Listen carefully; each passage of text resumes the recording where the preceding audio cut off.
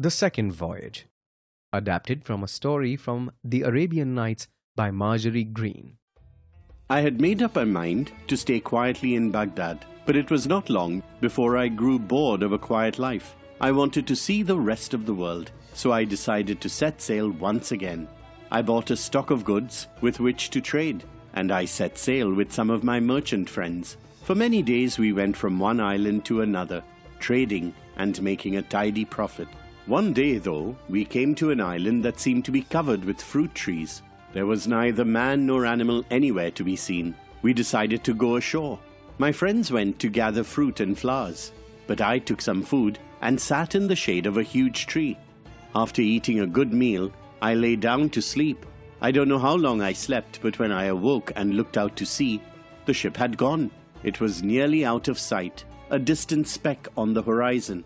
I called out to my companions, but they had gone. Not knowing what to do, I climbed up to the top of a tall tree and looked out over the island. In the distance, I could see something white, and I decided to find out what it was. I packed up my remaining food and set off across the island. After a while, I came to what seemed like a huge white dome or ball. It was smooth to the touch. It was so high that I could not see the top of it, and it was more than 50 paces around. Suddenly, the sky above me became dark, as if a huge cloud was covering it. Looking up, I saw the shadow of a huge bird flying towards me.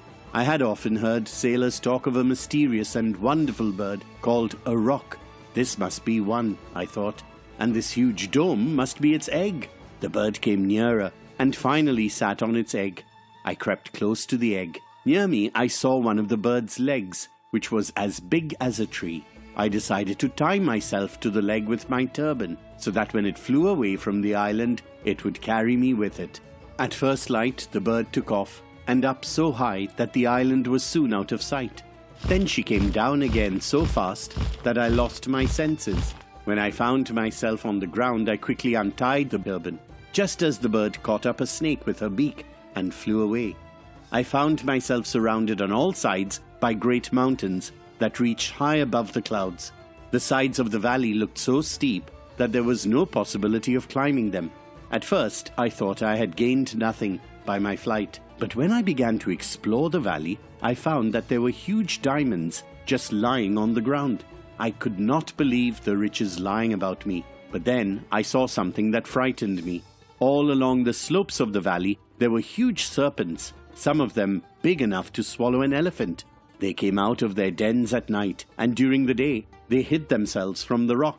I found a long, narrow cave to hide in, and rolled a large stone in front of the entrance to keep out the serpents, but the noise of their hissing outside made sleep impossible.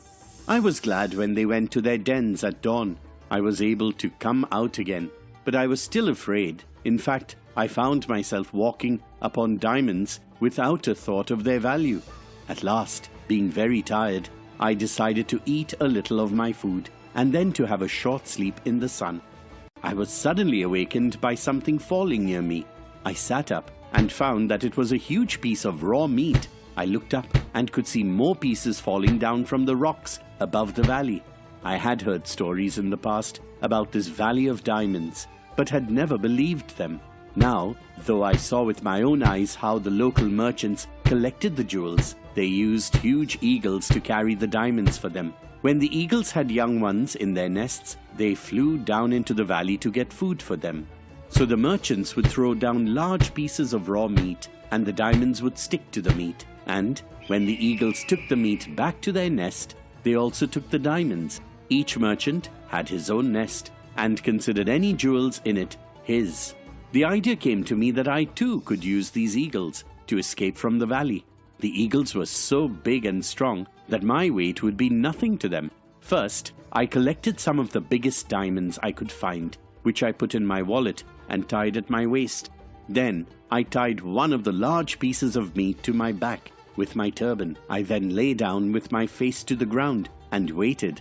There was the sound of huge wings about me. Then I felt myself lifted up and carried to the top of the rocky walls of the valley.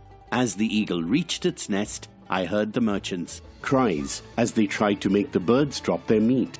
One of the men came to the nest where I was, and great was his surprise at the sight of me. In fact, he was angry because he thought that I was stealing his diamonds. But I said to him, "I am a friend, not a foe. I am carrying with me enough diamonds for both of us." As I was speaking, the other merchants came to the nest, also surprised to find a man in it. They marveled at my story and my bravery in risking the dangers of the flight. Very soon they took me to their camp, and I showed them the size and beauty of my diamonds. They were fair and honest among themselves, and each man only kept the jewels that had come to his particular nest. The merchant who owned the nest to which the eagle had carried me would only take one jewel from me, though I offered him more. "I am quite satisfied," he said. "Your gift is valuable enough to make a fortune in itself." After spending the night with the merchants, I went with them on the long journey back to their home. At last, I found the way to my own. When I was back again in Baghdad, I gave large sums to the poor. Then I lived in luxury in my peaceful house, thanks to the riches of my adventures.